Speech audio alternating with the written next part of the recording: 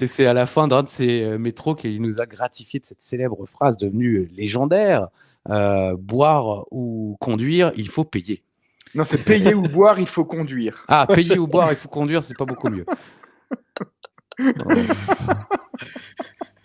Payer ou boire, il faut conduire.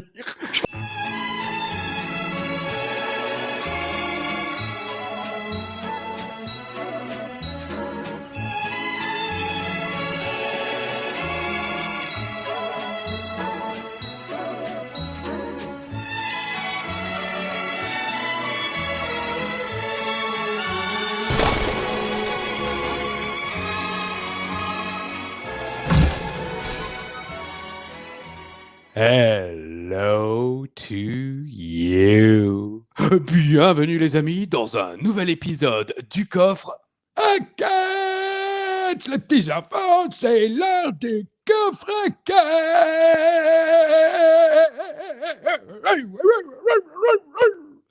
Ça va papy? Ah oui les petits enfants, ça va très très bien, je suis très en forme. J'ai eu 4 vaccins pour le prix d'un. Mais c'est gratuit. Ah ben je me suis fait entuber.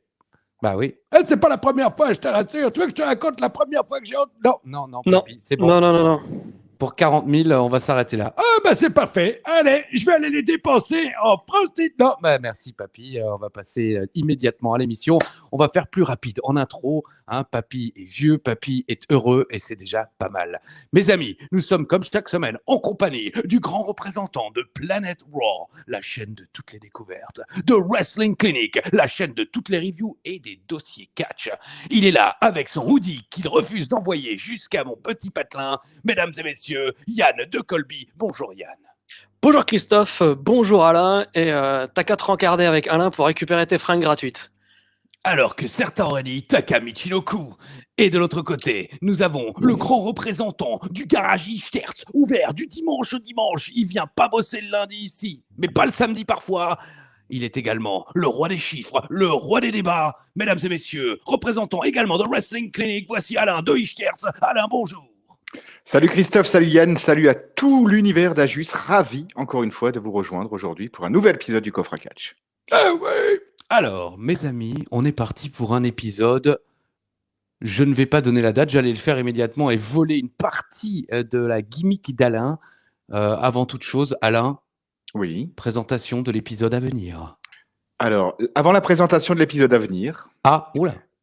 Bah ouais, c'est comme ça, c'est pas toi qui décides. Ah ouais, nous sommes, hein, c'est la date. Hein. Bah, mais c'est ça que je voulais dire, je voulais que tu nous présentes... J'aurais dû dire plante-nous le décor, vas-y. D'accord, allez, c'est parti. Tu es le jardinier du catch. Mais si je le rate, ce sera de votre faute, hein, les amis. Hein.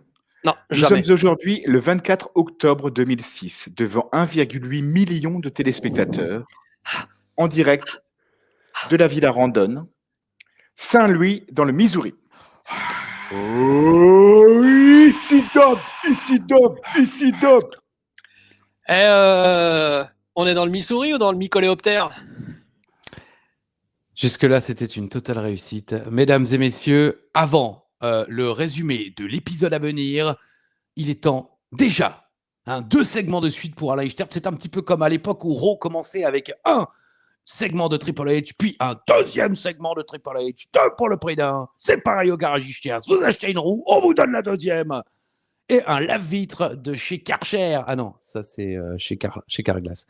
Alors Alain, il note sur son papier de quoi s'agit-il. Petit spoiler, ce n'est pas un chiffre. Ce n'est pas un chiffre. J'ai choisi pour cette semaine, les amis, une victime de la streak de l'Undertaker. Ouh, alors là, en plus, donc ce n'est pas Brock Lesnar. Comme ça, je vous le dis tout de suite. Hein. Spoiler pour ceux qui n'auraient jamais vu WrestleMania 30, ce n'est pas non plus Roman Reigns. Et une victime unique, on est d'accord. Hein, il ne s'agirait pas d'un piège où on aurait le Big Show et Matt Morgan. D'ailleurs, c'était pas Matt Morgan en plus. C'était Albert. Et puis, c'est... Oui. C'est dedans, hein, c'est écrit, alors, moi je dis le géant Gonzalez. C'est la super femme de ménage. Je ne cautionne pas cette réplique. Alors vas-y, Yann. Moi je vais dire Kane. D'accord. Est-ce qu'il doit préciser quel show? Parce qu'il est possible que la victime soit doublement victime. Ça pourrait être Shawn Michaels 2 fois, Triple H 2 fois, 3 fois Triple H même. 3 fois Triple H. Triple H, lui, on faut toujours un de plus. Mesdames et messieurs, épisode à venir. Un bon petit show, rien d'horrible, si ce n'est le public. Alors le public, je l'ai trouvé merdique. Saint-Louis, excusez-moi l'expression, je t'emmerde. Voilà, je l'ai dit. Ouais, voilà, non, mais je vois tout de suite, je rentre dans le vif du sujet. Saint-Louis, je t'emmerde. Hein, ça te va, ça? Alors Hardcore Holly est de retour face à Test. Oui, bah. Voilà, Yann n'aura pas besoin d'aller chercher trop loin le segment à mettre en intro.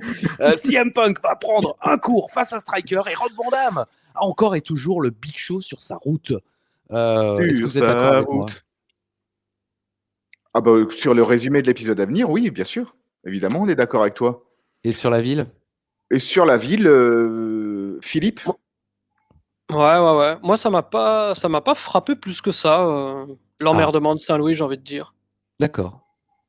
Bah, Toi, Alain? Écoute, bah, c'était pas la foule la plus chaude, bouillante qu'on a vue, c'est clair, quoi. Mais c'est bon, spoiler, on va en enregistrer un autre juste après où j'ai trouvé la foule beaucoup plus dedans, effectivement. Tout à fait. Ah oui. C'est peut-être ça le Après, level semaine un prochaine, petit peu c'est Halloween. Quoi. C'est vrai. Mais alors, avant de passer à la semaine prochaine, passons au segment 1. La semaine dernière, on revoit comment Rob Van Dam, avec l'aide, oui, là tu es parti un petit peu vite, mais je voulais quand même préciser que la semaine dernière, Rob Van Dam, avec l'aide de Hardcore Holly, que j'ai nommé Bob, hein, je suis l'un des derniers à l'appeler Bob encore, avait battu le Big Show pour obtenir un match de championnat pour le titre de la EC-Dub. On est d'accord? réalité. Ouais, je cherchais aussi. Belle mise en abîme, ai-je mis, parce que je trouve que c'est sympa. On aurait dit un petit clip de pay-per-view. La jambe frottée. Il s'est abîmé, quoi.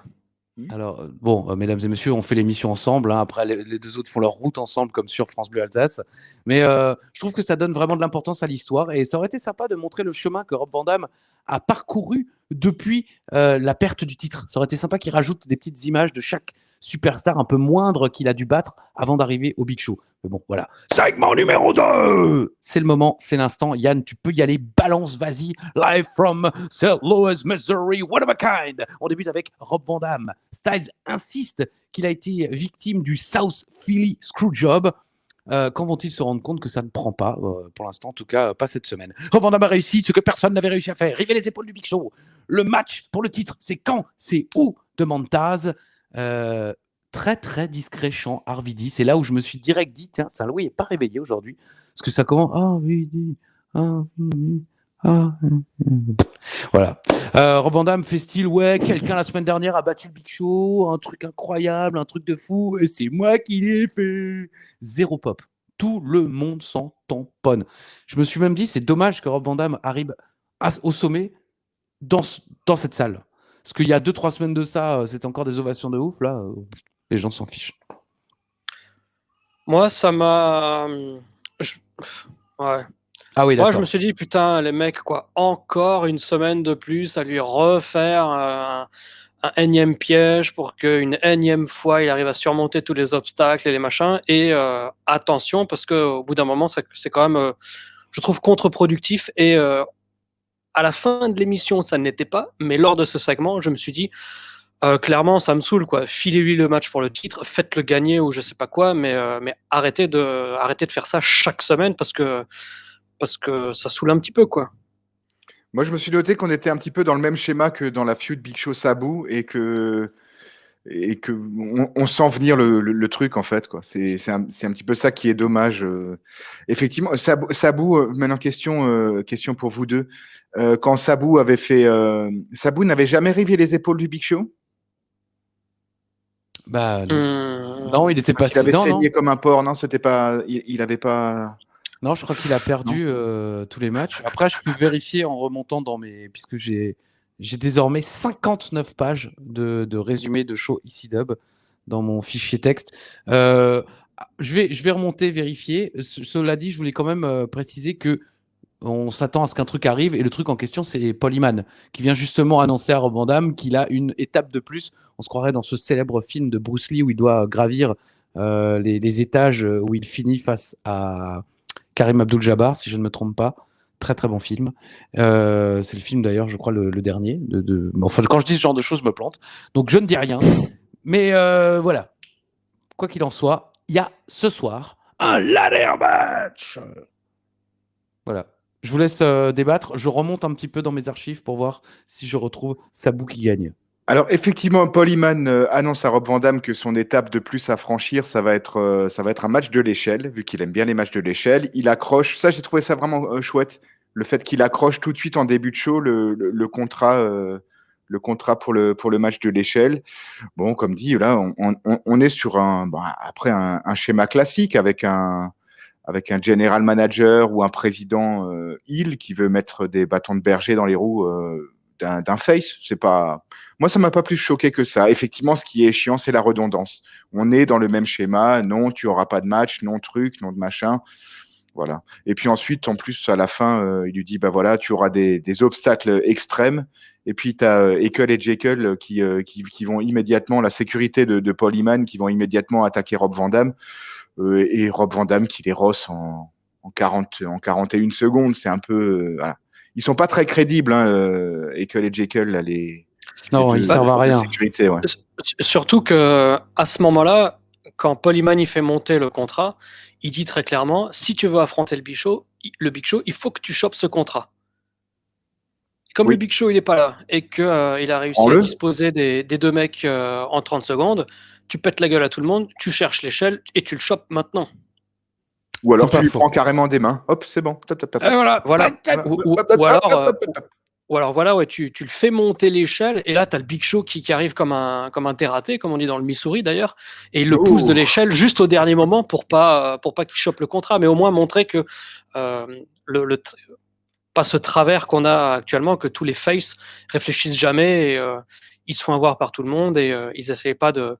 On nous a fait d'ailleurs la réflexion dans un des épisodes précédents. On avait déjà cité les faces qui se faisaient arnaquer de nos jours, qui étaient un petit peu mou du genou et tout, que Drew McIntyre était le contre-exemple. Et c'est vrai, on ne l'avait pas cité, mais 99% des autres faces se font toujours avoir. Drew McIntyre a été l'un des rares à avoir été protégé durant ces 5 dernières années, peut-être même cette dernière décennie. On le salue, Drew, d'ailleurs, s'il nous écoute. Il avait battu le Big Show, notre ami Sabu, mais par disqualification. Le Big Show avait utilisé la cloche pour lui fracasser la gueule. Moi, c'est ça que j'avais en tête, mais effectivement, il lui avait pas rivé les épaules au sol, autant pour moi. C'était même pas un match extreme. Sideboard numéro 3 Le diamant Le contrat flou au centre de toutes les attentions. Oui, parce qu'à un moment, il montre le contrat et le mec a du mal à faire son point, donc il est flou. On aurait dit une vidéo tournée dans la chambre d'Ali, mon camarade de la cloche. Parce que vous ne regardez pas la cloche, messieurs, mais il faut savoir que la caméra d'Ali, pendant qu'on discute, croit qu'il faut filmer le micro. Donc en fait, elle se recadre sur le micro et donc Ali et moi devenons flous pendant la cloche. C'est très sympa. C'est un style. Attention, qui te dit que je ne regarde pas la cloche, quoi. C'est incroyable. Non, mais tu l'écoutes, je le sais, mais tu regardes pas. Tu regardes ? Ah oui. Là, le dernier, je l'ai regardé. On en reparlera demain. Hein. Mais même quand vous appuyez sur autofocus avant de lancer le truc pour dire les têtes. Alors, tu me connais, Yann, est-ce que tu crois que j'appuie sur quoi que ce soit, à part sur les nerfs des gens ? Attention, c'est CM Punk qui arrive et c'est pour un match. Youpi, le public n'est pas chaud, le public s'en tamponne. Et qui est l'adversaire de CM Punk ? Surprise, Matt Striker. Alors là, on débute avec un Taz qui prétend que Matt Striker aurait volé son slip dans le vestiaire des filles. Je me dis à ce moment-là que Taz n'a pas dû voir beaucoup de femmes en petite tenue parce que j'ai jamais vu personnellement de femmes avec ce genre de sous-vêtements. Yann, Alain, un commentaire ? Je me suis noté un truc j'ai trouvé ça intéressant de le mettre contre Striker. Je croyais la remarque de Taz. Oui, moi aussi, je me suis dit, bon, ok, soit. Ah, excuse-moi, non, je rebondis sur rien de Taz, moi, franchement. Je me suis noté un truc, c'est que c'est de la... Oui, c'est pas faux. C'est enfin de la compétition, je trouve, correcte et légitime pour Punk. Je trouve que le match, en plus, est un peu différent des autres. Et une petite remarque, je n'aime pas du tout la musique de Matt Striker. Parce que le début, la cloche, c'est chouette, mais il parle pendant. I am your teacher, Matt Striker. Et le problème, c'est que c'est toujours pendant que Justin Roberts le présente. Donc, on a deux personnes qui parlent en même temps. Je trouve que les paroles, enfin, la cloche, c'est cool, la cloche de fin de récré ou de fin de. Ouais, c'est vrai. Voilà, deuxième plug. Hein. La Ça aurait cloche, été pas mal qu'ils prennent. Ouais, Non, moi je voulais dire, mince, l'école est finie. Sheila. C'est quoi? Oui, mais la chanson, ça commence comment Sauvé déjà? par le gong. Ah oui, Donne-moi donne-moi ta ta main et prends la mienne. Mais oui, ça signifie que la roue est à nous, que la joie vienne. Mais oui. Eh oui, ici Dub. L'école est finie. Voilà. Moi, j'étais surpris par ce On vous explique face-à-face. comment faire du focus sur les caméras et on vous parle des chansons qui passent sur Nostalgie. C'est formidable. Ça passe plus sur Nostalgie, malheureusement. Tu es obligé d'acheter les albums SLC. Salut les copains. Je dirais Salut les salut les connards. Oui. Je suis très vulgaire aujourd'hui, quoi. Mais en l'occurrence, effectivement, moi j'étais surpris de ce face-à-face Matt Striker Punk parce que je me suis dit, il protège les deux. Oui. Donc, forcément, et honnêtement, j'ai dit ça bien avant que ça arrive parce que spoiler, ça arrive. Je me suis dit, forcément, il va y avoir une intervention et une disqualification. Et devinez quoi? Bam, bam, bam, bam, bam. Intervention, disqualification. Notons quand même que pendant le match, ça commence à gueuler du boring. Un tout petit chant, comme le Harvey dit tout à l'heure. Boring. Mais ça change quand même. Ça chante quand même. C'est peut-être que le canevas de l'air de catch était propre et lisse, quoi. C'était un boring, quoi. Donc, vous l'avez vu, Mike Knox intervient et Punk s'en débarrasse assez facilement. Trop facilement. Jusqu'à l'intervention, c'était quand même rien d'autre qu'un squash. Hein. Très étonnant par rapport à Matt Striker, quoi, qui devrait être protégé. En tout cas, un petit peu plus que ça, quoi. Moi, j'ai trouvé justement que le début, on était en droit de se poser la question. Il lui travaille le bras, il le balance dans le coin. J'ai trouvé que le début, justement, je me suis dit, tiens, c'est de la compétition et Punk est un petit peu en danger. Un petit peu, hein, parce que le match ne dure pas longtemps. Et puis, quand il s'en va pour le... 3 minutes 30 de match. Origami, comment ça s'appelle déjà? Urinagi. Voilà. Bah oui, on ne sait pas. Je sais pas, moi, j'ai grandi avec Prison Break. Je me demandais, tiens, est-ce que le match pourrait pas durer peut-être un petit peu plus longtemps et ce serait une feud intéressante, CM Punk, Matt Striker. Ah oui, dans le futur, ça pourrait être sympa. Là, malheureusement, dans la mesure où ils sont tous les deux impliqués dans d'autres histoires, quoique j'ai l'impression que Matt Striker est déjà plus impliqué dans rien. Je me demande même d'ailleurs si Tommy Dreamer et le Sandman, j'allais dire, sont encore là. Oui, parce que le Sandman, on va l'apercevoir très rapidement, mais Tommy Dreamer, pas de nouvelles, bonnes nouvelles. Mais il y a quand même, j'ai aussi noté un vrai... J'ai l'impression que Punk n'est pas dans son assiette. Je ne sais pas si c'est le manque de public, mais il y a zéro pop quand il revient. Et le coup de genou dans le coin, par exemple, il claque pas comme il claque d'habitude. Et Monsieur McMahon n'avait pas encore eu le temps de leur dire qu'il voulait plus de claques sur les cuisses pour que ça claque. Donc, des claques sur les cuisses, des claques sur les bras. Des super Timor est encore plus fort. Donc, j'ai l'impression que tout le monde est off, quoi. Le public, CM Punk, il n'y a que Striker qui est plus ou moins en forme. Mike Knox arrive, il se fait jeter. Et je me dis, tiens, ça sent quand même le Sandman et Punk contre Striker et Knox. Mais ce serait un match par équipe assez bizarre. Mais bon, c'est pas pour ce soir. Ah bah le Sandman et Punk, c'est un choc de génération, ça, quand même. Hein. Oui, puis de style de vie. Ouais, bah c'est ça, c'est ce qu'un alcoolique notoire et cigarette au bec et canette à la main, mon cousin, avec un straight edge, bah en même temps, ça pourrait être intéressant. C'est une équipe de contraste, hein, comme dirait la télévision. Mais moi, j'ai bien aimé, à part les commentaires qui parlent du QI de Matt Striker, et dans le catch, ou même de manière générale, et c'est très américain, je ne sais pas d'où ça vient, de toujours exagérer sur beaucoup de choses, y compris les QI. Parce que quand tu écoutes les gens qui parlent, il y a une quantité incroyable de gens qui ont soi-disant 130, 140 de QI. Je sais pas si ça vous a... visiblement pas ici. Hein, Non, parce que c'est vrai que ça nous a pas choqué. Qui tu parles, quoi. Taz dit, je crois qu'il a eu 50 ou un truc comme ça. Il dit... 185 pour Matt Striker. Oui, mais Taz, à un moment, Taz lui dit, toi, t'as fait le test? Et ouais, ils m'ont dit que j'avais 57, je suis trop content. Genre, il sous-entend qu'il sait pas ce que ça signifie, et donc il croit que c'est beaucoup. Comme je crois qu'il y a un épisode de H aussi où 19, on fait croire c'est 19 sur 20. Oh ouais, C'est le jour où il se fait virer d'ailleurs de l'hôpital, je crois. J'ai pas le temps, j'ai des vies à sauver. Ouais, c'est Donc, c'est le jour où il alors, fait la peinture, là, c'est ça, autour du sandwich? Non, 1200 employés, plus. Ça si, on fait si on double ces employés, ça fait Ça 1200. fait plus Plus de... 2. un très bon épisode. Je vous conseille Bah à tous oui, les jeunes. quand il lui dit si je vous dis ménisque, ça vous dit? Ça dépend. Hein. Ménisque de l'intérieur, ménisque, on ne sait pas. Voilà. Très bon épisode. Qu'est-ce que c'est drôle. Segment 4 On revoit la blessure de Holly, la rébellion de Holly, et hop, Holly contre-test, now. Voilà. Segment 5 Rob Van Dam contre Shaw en ladder match, petit rappel. On voit des images de Rob Van Dam avec des échelles, mais j'ai quand même noté ça parce qu'on aurait pu ne pas en parler, mais ils n'arrêtent pas de dire que Rob Van Dam est le spécialiste. Paul Heyman l'a même appelé le maître des ladder match. Et là, on voit ce petit clip, et en fait, les images sont tirées de 2 matchs.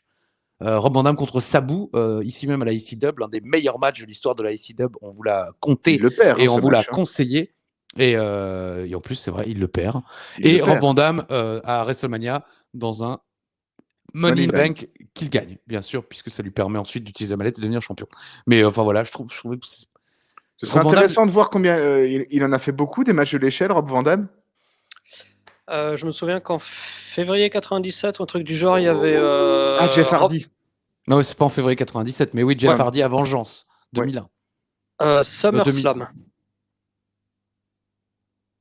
Non, Invasion. Invasion. Invasion, 2001. voilà, c'est ça. Juste, Invasion bravo. 2001. Invasion. Et je crois qu'il y avait Sabu Rob Van Dam contre les Eliminators à la ECW en 97. C'était classe. Qu'est-ce qu'il y a d'autre? Mais effectivement, là, comme ça, de tête, à part les Money in the Bank, il n'y a rien Bon, qui me... Il a aussi fait Guerrero. Il a fait le TLC Eddie numéro Guerrero. 4. À Raw, exactement. Raw. Eddie Raw Guerrero, oui, et Eddie Guerrero à Raw aussi, avec un membre du public qui intervient pendant Ouais. le match. Et qui pousse Eddie. l'échelle, ouais. Donc voilà, Pousse l'échelle carrément. Ouais. ça reste pas mal, mais c'est pas Quand Jeff Hardy, c'est pas Shawn Michaels. Voilà, c'est ça. Quand on entend spécialiste des matchs de l'échelle, on pense Le pas maître, spécialement- le le maître du temps. Ou mettre 12, comme aurait dit Robert Lamoureux, quoi. Un tableau-mètre. Ah, Bob voilà. in Love. Alors, c'est test contre Hardcore Holly. Une femme en zèbre est très énervée. Ça n'a rien à voir avec l'illustration que nous propose Yann Colby immédiatement. La meuf, des fuck et tout, je sais pas si vous l'avez remarqué, mais elle était vénère. Bon, elle était moche aussi, mais elle était vénère. Moi, j'ai noté, elle est bourrée aussi. Donc voilà, elle n'était pas simplement moche et vénère, elle était bourrée. Petite pop pour Hardcore Holly, visiblement. Les gens apprécient. Les gens à l'entrée, notamment un petit avec une ceinture et une maman, sont trop contents d'être là. Ça m'a mis un petit peu le smile, vu l'ambiance de ce public de merde. Saint-Louis. Voilà. Après 1 minute de match, on aperçoit pour la première fois la cicatrice de Hardcore Holly. Je comprends pas pourquoi il le filme pas en gros plan direct à son Directement. arrivée, quoi.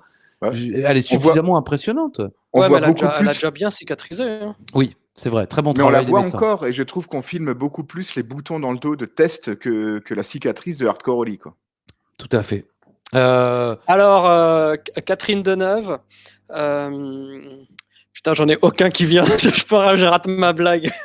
Alors nous, on l'a pas. Virginie Ledoyen, Isabelle Nanty, Valérie Lemercier. Et trouvez-en d'autres, comme ça on aura cicatrice.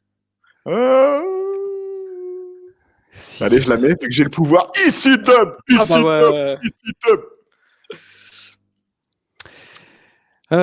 J'ai noté qu'ils auraient peut-être dû faire un segment devant le public dans lequel Hardcore Holly montre une nouvelle fois que ça y est, il est face, parce que les gens s'en tamponnent de ce match.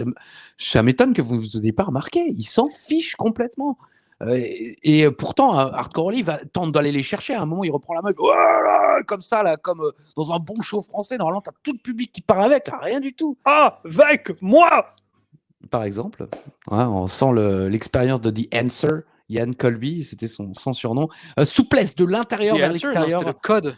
Ah pardon, The Answer, c'était qui déjà? C'était Alan Iverson. C'était à Peter Philadelphie. Fisher. Il y avait une réponse? The Answer. La réponse, Peter Fisher, non? The Answer, pour moi, c'était Allen Iverson au Bien Philadelphie sûr, Sixers. en NBA, bien sûr, mais moi je te parle à la ICW. Ah, je ne sais pas. Bon, bah, écoute, si Yann ne sait pas, c'est que je dois me planter misérablement. Souplesse de l'intérieur vers l'extérieur. Ah, ça y est, c'est ça là, c'est ça. Voilà. Elle est très belle. Elle est très belle. Elle est Moi, belle. Plante offerte. alors, moi, je me souviens Ah. que j'avais regardé November to Remember 97 de la Ah, CW. j'ai failli le noter. Vas-y.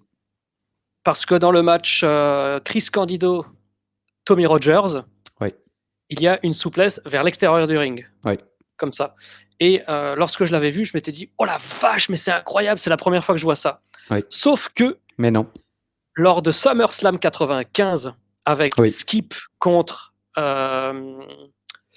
Akushi. Barry Horowitz. Ah, Barry Akushi. Horowitz. Akushi. Akushi, Non, Akushi intervient peut-être.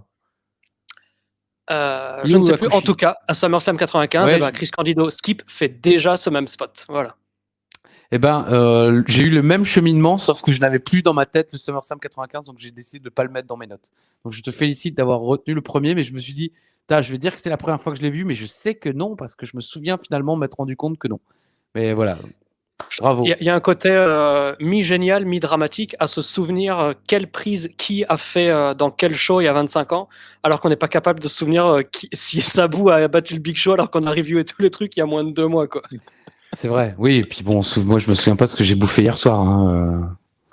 Eh Ni des ben, participants du dernier Elimination Chamber, quoi. Ouais.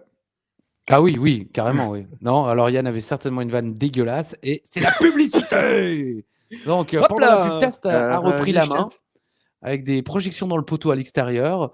Les gars Hop là. continuent à se battre dans l'indifférence générale, même la mienne, parce qu'à ce moment-là, j'ai commencé à prendre mon téléphone.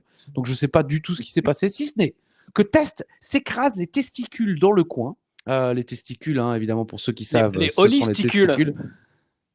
Non, c'est Test qui s'écrase les testicules, pas Hardcore. Bah oui, mais justement, comme lui s'appelle Test, il faut dire. Mais les laisse-le holisticules. parler, il allait dire un truc intéressant. C'était les Non, fans c'est de pas Test. grave, je voulais. Voilà, non, mais oui, il a compris. Et on découvre que ses dents sont aussi blanches que ses boutons dans le dos. Voilà, multivan, tout le monde s'en fout, comme le public. Alors, Pump and Balsam contré, Oli tente un Alabama Slam, et il est obligé de changer d'idée. Visiblement, Test et Hardcore ne savent plus où ils sont. Je sais pas si vous avez remarqué en fin de match, là, ils Ouais. sont perdus. Il Alors, il y a un rate moment, énormément de choses. Hein. Match, franchement, voilà, le public siffle. Puis tout d'un coup, Test retourne la situation et gagne avec le slimer pour la victoire, comme on dit. Voilà. Moi, j'étais très très déçu par ce match. Mais Je m'attendais vraiment à un match de la super merde, stiff. comme le public. Ça, Louis, toute merde. Alors, Excusez-moi. je m'attendais vraiment à un match vraiment stiff et violent, avec des gros coups, des grosses souplesses, des trucs comme ça. Le match, j'ai écrit, il est long et chiant. Il y a vraiment, j'ai trouvé qu'il n'y avait pas grand-chose à se mettre sous la dent. Et en plus, ça se termine par un spot, je veux dire, où Hardcore Holly se fait envoyer dans le coin, enfin dans le poteau, où ça, dans le poteau, là, je le fais à la place d'Ajus, où Merci. ça, dans le poteau. Et petit paquet, slibar ou pas, je suis désolé, c'est Hardcore Holly. C'est le mec le plus légitime et stiff de sa génération. Il doit pas perdre le match sur un truc comme ça. J'ai pas compris. Ah, mais le Franchement. slibar, c'est un symbole très puissant du catch, quoi. On ne peut pas s'en défaire, malheureusement, tu vois. D'accord. Mais effectivement, moi, les premières minutes, je me suis dit, j'aime vraiment bien leur boulot. Et après, je me suis dit, en fait, la foule, comme tu as dit, Christophe, on a rien à foutre. Tout de même. C'est un Et con, donc, votre cheddar. Et donc, ça m'a empêché de kiffer le match. J'étais parti pour, mais en fait, effectivement, quand la foule n'en a rien à faire, moi, au bout d'un moment, je perds mon entrain. Et puis, au bout d'un moment, effectivement, là, je sais pas. Et en plus, c'est extrêmement long, les 2 dernières minutes, ou un truc du genre. Les gars on a l'impression qu'ils étaient vraiment dans un mode récitation de poème. Et il y en a un qui a oublié un verre à un moment. Ouais. Et après, complètement perdu. Justement, moi, j'allais te demander, Yann, puisque tu es le seul de nous trois à être monté sur le ring et à de nombreuses reprises. Je le rappelle, Yann Colby a quand même rencontré des catcheurs comme Roderick Strong, Daniel Bryan. Vladek Vidovski. Oui, bien sûr. Et le Phoenix. Le Phoenix. Cesaro, non, Non, pense pas. Cesaro, je l'ai Ares, commenté, mais j'ai jamais bossé avec lui. même en bataille royale, peut-être. Non. Ranagame, non, bon, ok. Non, tu commentais à Ranagame, pardon. C'était un 5 décembre, je m'en souviens, parce que je n'étais pas là pour fêter l'anniversaire de Pry. J'étais allé d'ailleurs au métro, et c'est ce soir-là que vous aviez mis Alain et Uva, qui était mort de rire. J'étais fourré de rire, comme il m'a dit. Il avait foutu, tu sais, de la sauce piquante dans ma DSP. Et donc Oui. moi je buvais ma dessus, je dis, putain, elle a un drôle de goût. Et, je dis, oh. Et c'est à la fin d'un de ces métros qu'il nous a gratifié de cette célèbre phrase devenue légendaire, boire ou conduire, il faut payer. Non, c'est payer ou boire, il faut conduire. Ah, Ouais, payer c'est- ou boire, il faut conduire, c'est pas beaucoup mieux. Oh. Payer ou boire, il faut conduire. Je pense que c'est celle-là, c'est l'intro qu'on a, c'est celle-là. Oh, bah, on en a beaucoup. Très bel épisode, j'espère que vous appréciez, mes amis. En tout cas, Test revient avec des coups de chaise dans le dos. Je reviens Attends, tu voulais me poser une question, quoi. Bah oui, non. Qui oublie? Est-ce que tu t'es rendu compte de qui oublie dans Non. ce match? Moi non plus. J'ai essayé. Non. Après, je ne me suis pas non plus fait chier vu le match. J'aurais pu revenir en arrière et tout, mais j'ai une vie chiante, mais pas à ce point-là. Mais je me suis dit, peut-être toi qui as l'œil, tu aurais pu te rendre compte, quoi, de voir un moment. J'ai l'impression que c'est hardcore Oli, mais je me dis, quand même plus d'expérience. Il est plus mis en avant par la WWE, donc ça devrait être Test qui se chie dessus. Mais moi, j'ai eu l'impression que c'était Oli. Je ne sais pas. Ouais, comme j'ai dit, j'avais l'impression qu'ils étaient en mode récitation, mais comme les deux sont complètement à la ramasse, parce qu'en général, quand il y en a un qui oublie et que tu es en mode récitation, tu trouves un petit subterfuge, soit pour poser le rythme et reparler au mec pour lui dire. Parce qu'en général, quand tu oublies, tu es le premier à dire au mec, putain, j'ai complètement oublié. Je sais plus ce qu'on fait. Et là, tu poses, tu mets quelques coups de poing, ou alors même tu parles à l'arbitre et l'arbitre va donner ce qui suit à ton adversaire pour revenir sur les rails. Mais comme là, les deux mecs sont complètement paumés, je pense aussi que c'est possible qu'ils soient pas en mode récitation et qu'ils se disent des trucs, mais ils se comprennent pas. Ou alors ils ne s'entendent pas. Et Oui, avec après, le bruit de la foule. bah, ouais. Et qu'après, bon, il y en a un qui capte pas, et puis alors ils y vont là, un petit peu la fleur au fusil, et ils retentent un truc, et de nouveau, c'est la loi de Murphy, de nouveau ils se comprennent pas, et en fait ils ne font qu'enchaîner des incompréhensions et des trucs comme ça. Ok. Parce que s'il y en a un qui se souvient, voilà, tu poses le truc et tu dis, mais non, souviens-toi, c'est machin, renversement, arbitre, renverse, truc, machin, slip. Et là, ça n'a pas été le cas. C'était extrêmement brouillon des deux côtés. Plus de 10 minutes de match quand même, hein, Ouais, on aurait trop long. pu s'en passer. C'est Ouais. dommage. Je veux dire, moi je trouve que ça coupe vraiment l'élan de Test, encore plus de Hardcore Oli, qui en plus après le match, non seulement il se fait entuber, mais ensuite se fait démolir par des coups de chaise extrêmement violents, à tel point que la chaise est dans un sale état. D'ailleurs, Taz et Styles Le Missouri. Ouais. insistent. Pas beaucoup votre copain. Insiste sur l'état de la chaise. Et d'ailleurs, je trouvais qu'ils en faisaient beaucoup. Styles, il prenait cette voix un peu comme ça là pour commenter. C'est pas souvent. Et tout d'un coup, Styles nous balance, oui, le Marine, John Cena fait des trucs incroyables, le Marine, un film de ouf. Et puis rien. On voit le Big Show et Paul Heyman qui discutent dans les vestiaires. Alors j'espère qu'il y a eu un segment coupé, ou alors le mec, il est parti en vrille totale là. Ouais, le Marine, un film super bien. John Cena fait des merveilles dans tous les cinémas du monde. Et nous découvrons le Big Show et Paul Heyman. Aucun rapport. Ça vous a pas choqué? Vous étiez déjà blasé.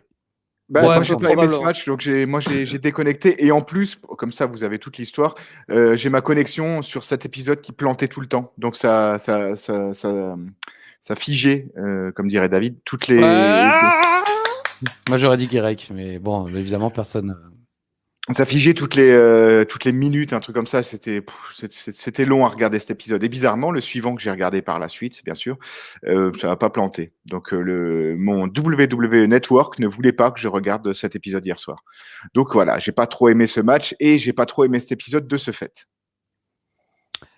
Mais le Sandman, Oui. ah oui, quand même. Segment numéro. Allez, vas-y, allez. Non, mais là il y a le Sandman. Ah oui, bah oui. Segment numéro 6. J'avais déjà noté Main Event, enfant la Big Show Ladder Match. Mais en fait, il tourne un petit peu autour du pot. Et il nous rappelle que 4,5 millions de votes pour Cyber Sunday ont déjà été enregistrés. Et c'est là que Taz, ce couillon, ce débile, essaye de voter, mais il n'y arrive pas parce que c'est un gland. Le mec, c'est la première fois qu'on lui met un ordinateur entre les mains et il a le mulot et puis il ne sait pas quoi faire là. Moi, ça m'a rappelé Jacques Chirac. Parce que c'est une référence pour les jeunes. Non, mais dans la vraie vie, c'est Jacques Chirac qui avait appelé ça une souris. Il avait dit on appelle ça un mulot. Je crois pas que c'était une vanne des Guignols. Je crois que c'est vraiment Jacques Chirac. Ah oui, après les Guignols l'ont repris. Mais je crois que c'est Jacques Chirac, dans la vraie vie, qui avait dit ça en Le parlant patron d'une souris. Jaco, quoi. Voilà. Et effectivement, Taz, c'est ridicule, mais bon, je crois qu'il en joue un petit peu du côté ridicule de la situation. Et on découvre que il y a un match pour savoir qui va affronter Umaga, enfin un vote. Les gens peuvent voter entre Chris Benoit, Kane ou le Sandman. Et C'est on quand, a le droit. c'est quand même 3 affiches. Enfin bon, Umaga, Chris Benoit, je veux bien, mais les 3 choix, c'était assez étonnant, on va dire. Oui, alors Bah, c'était un par roster, c'était pas plus con que ça. c'est Ouais. vrai, hein, par roster. J'avais l'impression que Benoit et Kane étaient à SmackDown. Et je me Non, demande je si crois Umaga, que c'était étant à Raw, il Ah, affrontait pas des mecs des autres rosters, justement. d'accord. Je crois. Hein. Mm. Bon, Mais en tout alors, cas, oui, pardon. l'argument du Sandman, là, dans cette interview, est fabuleux, quoi. Oh. C'est quoi l'argument? J'ai rossé beaucoup de Samoans dans les bars, quoi. Ce serait bien que Ah ce oui. soit moi, quoi. Ah bah Comme oui. on sait, la diaspora samoane est tellement importante que dans tous les bars où il sortait, il avait un samoan à casser la gueule, quoi. Ah bah oui. Les Samoans aiment picoler, hein, ça, c'est pas un secret. Hein. Mais rappelons quand même qu'il ne le dit pas tout seul. Il est avec Rebecca. La petite Rebecca. Là, voilà, hein, je veux Ouais. dire, la meuf, hein, tout Non, droit mais là, on sortie d'un commence à film du pas. premier samedi du mois. Enfin, aussi inutile que. Oh. Bah quoi? Non, elle est Mais vous êtes inutile. méchant avec Et Rebecca. je me retrouve Pourquoi tu le avec. vous vois déjà? Moi, j'ai rien dit sur la petite Rebecca Pietri. Bah, t'allais le faire, donc c'est quand même pas le genre d'animatrice que tu aimes Eh ben beaucoup. non, eh ben Ah bah non. voilà. Je la trouve très mignonne, je la trouve charmante, je la trouve spontanée, je la trouve naturelle. Elle pétille, elle scintille de mille feux. À la fin, le Sandman explose une Qu'est-ce qu'elle bière est sur débile son et front. inutile. Il boit une gorgée et la crache sur Rebecca qui est aux anges. Hein, Rebecca qui est plus habituée à se faire asperger Oh ouais, non, non, non. Ouais. par de l'eau. Et là, pour une fois, bah, y a de l'alcool, donc elle est contente, hein, la meuf. Quand elle peut picoler à l'œil, elle est ravie. Non, mais vraiment, donc tu l'as pas gardé cette photo où Rebecca est, elle est rayonnante de joie lorsqu'elle se fait cracher de la bière à la gueule par le Sandman. C'est quand même, tu te dis, j'ai réussi ma vie. Là, je suis allé loin dans ma vie. Bah, c'est l'équivalent de la Rolex, quoi. Oui, alors moi j'aurais dit la roulotte plutôt, mais enfin bon. C'est parti pour la main event. Juste une petite seconde, Christophe. Bien sûr. À la fin de son segment, le Sandman regarde la caméra et dit I'm the Sandman and I approve this message. Et j'ai trouvé Oui. ça vraiment chouette. Et j'aurais bien aimé je sais pas si dans le futur il garde cette catchphrase, mais je trouve qu'il y avait quelque chose à faire avec cette phrase. Mais c'est parce que justement là, pendant toute la promo, il fait un discours comme un homme politique parce qu'il demande aux gens de voter pour lui. Donc en fait, il termine comme les clips ou comment on dit, les clips de campagne politique aux États-Unis. Aux États-Unis à la télévision, lorsqu'un clip de campagne est diffusé, par exemple pour Joe Biden, même si lui n'est pas impliqué dans le clip de campagne, pour montrer que ça a été bien vérifié par son camp, à la fin, il y a juste écrit Joe Biden approved this message. Alors, fait une recherche d'image. Non. Non, non. J'ai fait une recherche d'un truc parce que j'ai un peu honte, mais j'ai regardé Cyber Sunday il y a vraiment pas longtemps. Et tu as oublié qui a été choisi. Et j'ai oublié qui a été choisi. Je voulais juste vérifier ça, ouais. Moi, je dirais Benoît. Moi, le côté campagne présidentielle et discours électoral, voilà, ça m'a pas du tout frappé, quoi. Ah bon? Ah bah écoute, Pas du tout. tu verras. Enfin bon, je pense que tu vas pas te le retaper, à mon avis. Hein, non, comme dirait Rebecca. Voilà, bon. Rotterdam arrive en premier. Big Show a de nouveau une sale gueule. Je sais pas si vous avez vu, franchement, le mec, il est de nouveau tristoun. Il a de nouveau pas dormi depuis 8 ans, mais c'est pas grave. Le Big Show, on se retrouve rapidement au sol, mais il revient très vite. J'ai bien aimé un moment, il essaye de décrocher le contrat, mais avec l'échelle. Comme si l'échelle était un bâton. Oh là là. Il m'a fait penser un peu à Homer Simpson. Je sais plus ce qu'il fait avec un bâton à un moment. Il titille un animal qui se jette ensuite sur sa gueule. Mais là, il chasse, il prend une échelle et il essaye de faire tomber le contrat. Ouais. Je trouvais que c'est sympa. J'ai noté qu'est-ce qui branle. Voilà, un peu pour faire rire Yann. Voilà, ça marche. Qu'est-ce qui branle. Le début de match, je l'ai trouvé assez lent. Et puis, ça commence à s'exciter. On a un Vandaminator avec une échelle. de Rob Van Dam sur le Big Show, prise inédite, me semble-t-il. Pas mal de moves assez sympas. Et encore une fois, je note, le public est mort. Il ne mérite pas ce match. Il y a tout de même un spear du Big Show qui fait réagir et qui fait un « Oh !» du public.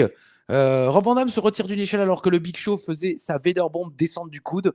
Celle-là, il faudrait qu'il arrête. Parce que dès qu'il lance cette prise, on sait que l'adversaire va revenir. Je me suis noté ça la semaine prochaine. Moi aussi, mais je voulais le balancer tout de suite parce que je savais que tu l'avais noté, je voulais pas que tu me la voles. Mais je me suis noté ça la semaine suivante. Shaw place l'échelle au centre du ring. Peut-il monter, me demande-je. En fait, non. Il monte un truc et puis Rob Van Dam fait un sprint. On se dit qu'il va décrocher le contrat. Non, Rob Van Dam se jette sur le Big Show et il l'emmène avec un ciseau de tête à l'extérieur du ring en le faisant passer par-dessus la 3e corde. Et puis Rob Van Dam se retrouve tout seul dans le ring. Ah oui, c'est vrai que j'ai oublié de dire que le Big Show pissait le sang. Le Big Show saigne comme d'habitude. Hein. À mon avis, il a une cicatrice qu'il rouvre chaque semaine. Voilà, victoire de Rob Van Dam en 10 minutes. Ouais, 9 minutes 30 environ. Je pense que le Hurricane Rana pour balancer le Big Show à l'extérieur du ring a été un petit peu raté parce que je pense que Rob Van Dam devait rester sur le ring. Comme Rey Mysterio au Royal Rumble 2006, un peu quand il élimine Orton, il devait, je pense, rester sur le ring. Et il tombe vraiment de la même manière que le Big Show à l'extérieur du ring. Donc l'impact de la chute est quasiment le même. Mais par contre, Van Dam va tout de suite chercher. J'ai été très déçu par ce match. Hein. Je ne sais pas vous. Hein. Ah ouais. Franchement, je trouvais que c'était le meilleur match de la soirée, personnellement. Ouais, moi aussi. Je trouve que Rob Van Dam a encore une fois su inventer. Bon, alors c'est parce que ma connexion plantait. Moi, j'ai bien aimé, pas parce que c'était super, mais parce que c'était vraiment... comment dire, le concept est quand même difficile de faire un bon match à échelle en 1 contre 1 avec le Big Show de manière clean, sans intervention, sans rien, sans rififi, avec une victoire clean du face qui, une fois de plus, surmonte tous les obstacles. Donc tout ça combiné, comment dire, conceptuellement, c'était un pari que j'ai trouvé un peu risqué et finalement ils s'en sont très très bien sortis. Donc c'est par rapport à ça que moi j'ai bien aimé ce match. Ouais, voilà. Moi j'ai juste noté qu'à la fin, on a les images du Big Show quasiment en larmes. Superbe mise en scène du Big Show en larmes et de Rob Van Dam qui fait le malin. On nous précise quand même que Rob Van Dam pourra choisir où et quand il aura droit à ce match de championnat. Putain, alors ça, rendez-vous la semaine prochaine, quoi. Bah oui, effectivement. Spoiler, dès la semaine prochaine, on saura où, quand et comment. Et il faudra être là la semaine prochaine. Semaine prochaine avec un public bien plus vivant. Une émission pas forcément 10 fois mieux, mais voilà, le public plus vivant et c'est quand même vachement plus sympa. Mais honnêtement, moi, ce main event, je l'ai apprécié, mais j'ai été très déçu par ce show en général. C'est l'un des moins bons shows qu'on ait pu vivre. Mais c'est pas forcément dû au match, qui n'était pas regardable, mais voilà, j'ai l'impression qu'ils étaient un peu en mode off cette semaine et que la semaine prochaine ça redeviendra un peu plus à la normale. On l'espère. Alain, on te laisse la parole pour les résultats là. Enfin, le résultat en fait. Pour l'instant, Yann mène 2-0, on la rappelle, hein, puisque Yann avait découvert 2 chiffres mystères. La semaine dernière, personne n'avait découvert. Il avait découvert un chiffre mystère et une carte mystère. Ouais, le 113 et la dame de cœur. Ah, purée, il a retenu quoi. Ah bah oui, c'est victoire, il s'en rappelle. Au maximum, jusqu'au bout. Donc, je rappelle que dans ce petit papier prévu à cet effet, il y a une victime de la streak de l'Undertaker. A juste à voter le géant Gonzalez. Yann Colby a voté pour Kane. Ouais, c'est ça, Kane. Qu'est-ce que c'est? Jacques Robert. Ouais, voilà. Le deuxième. J'essaye vraiment de faire gagner Ajus. Hein. Ah, jamais le deuxième. Bah oui, non. Je me suis dit dans ma tête, t'allais voter ça. Donc, la semaine prochaine, c'est WhatsApp. Hein. Franchement, quelle est la manière de communiquer préférée de Uva? WhatsApp. C'est bon, Ajus, t'as gagné. Bon, bah voilà, Jacques le Snake Robert. Le numéro 2, c'est ça, WrestleMania 8 au Hoosier Dome. Le dernier match de Jack le Snake Robert avant longtemps à la WWE avant son retour, bien sûr, en 96. Rumble 96. Tout à fait. Oui, Rumble Rumble. Et il est au Survivor Series. 96. Il est au Survivor Series 96, effectivement, Mais il mais pas revient au 95. Ouais, Ouais. Il revient au Rumble et ça finit. Je sais même pas quand est-ce qu'on l'a vu la dernière fois. Tout début 97, mais un Raw. Mais en tout cas, ça part de manière un petit peu anecdotique. Enfin, ça finit de manière un peu anecdotique. Bah, en tout cas, si vous ne connaissez pas Jack the Snake O'Malley, on vous invite à aller découvrir cette superstar légendaire, très talentueuse, qui a rendu célèbre le fameux DDT, qui aujourd'hui est un move utilisé dans n'importe quel match à n'importe quel moment, mais qui à l'époque était un des finishes les plus appréciés. C'était le RKO presque de sa génération, parce que Mhm. DDT, pendant tous les il y a des shows où tant que Jake Roberts n'est pas arrivé dans le ring, on entend les gens scander DDT avant même que Jake Roberts soit dans un match impliqué, quoi. Donc, Je dirais que c'était l'ancêtre peut-être même du Diamond Cutter. bien Parce que sûr. le Diamond Cutter, dans l'excellente review de la Monday Night War que vous pouvez retrouver pour Wrestling Clinic, déjà plus de 60 bling, reviews. Ching, fling. ching, ching, ching, ching, ching, bling, bling, take the Dallas. Donc, le personnage, la grandeur du personnage de DDP, en fait, avait été créé par l'attente du Diamond Cutter des gens. Ça a fait popper énormément de gens quand DDP avait commencé. Assez tard, je vous le rappelle. 37, 38 ans, quelque chose comme ça. Ouais, mais c'est vrai que c'était un des premiers catcheurs qui nous faisait attendre un finish. Parce qu'avant lui, il n'y avait pas de catcheur qu'on voulait voir catcher, pas pour lui, mais pour lui qui fait son finish. Avant Vrai. lui, il n'y en avait pas, quoi. C'est possible. Ouais, disons qu'on va se laisser une semaine pour réfléchir. En tout cas, pour vous, ça fera une semaine. Pour nous, ça fera quart juste d'heure. le temps de changer de t-shirt. Non, moi je garde celui-là. Ah voilà, il assume. Moi, je vous Oh prépare putain, pour j'ai la failli semaine. tomber. Ça aurait fait le segment d'intro si tu étais tombé. Mais là, tu as tout gâché, fidèle à toi-même. Quand il s'agit d'être heureux, tu peux toujours être sûr qu'il gâche tout. Moi, je vous prépare un petit t-shirt Carmela pour la semaine prochaine. Je l'aime beaucoup, ce t-shirt, et j'en suis assez fier. Voilà. Quelque chose à rajouter, peut-être, comme d'habitude, un dernier mot, Yann? Eh ben, vivement la semaine prochaine. Hein. On avait dit un dernier mot. Alain, toi qui respectes les consignes. Ouais, le contrat, où se consigne? Un dernier mot, Alain? Bougie. Voilà, c'est à la fois contre la nuit, mais également pour le garage. C'est là la force d'Alain. Mesdames et messieurs, comme Édouard Carpentier, aux côtés du légendaire Guillauret, disait « À la semaine prochaine, si je le veux !» Bisous.